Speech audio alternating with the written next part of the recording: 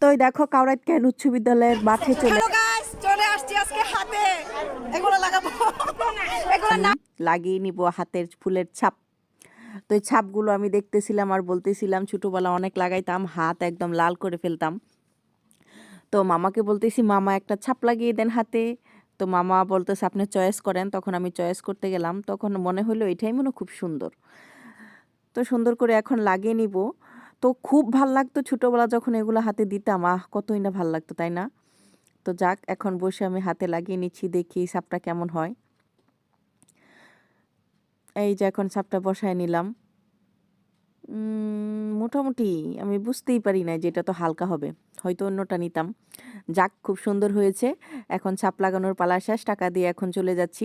তো স্কুল জীবনে কে কে ছাপ লাগাইছো অবশ্যই কমেন্ট করে যাবে। আর কাউরাইত ক্যান স্কুলে তোমরা কে কে পড়েছো অবশ্যই বলবে। কাউরাইত ক্যান মানেই হলো আমার স্মৃতিকের একটা স্কুল, যে স্কুলে গেলে আমি এখনও বাচ্চা পোলাপান হয়ে যাই। কাউরাইত স্কুল মানেই হলো আমার একটা স্বপ্নের মতো আর কি।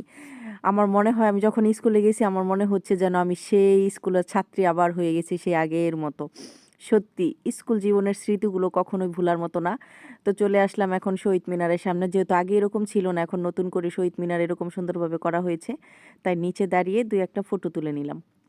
উপরে আর উঠলাম না, যেহেতু খালি পায়ে না, জুতা পায়ে। তো কেমন লাগলো ভিডিওটা অবশ্যই কমেন্ট করে জানাবে।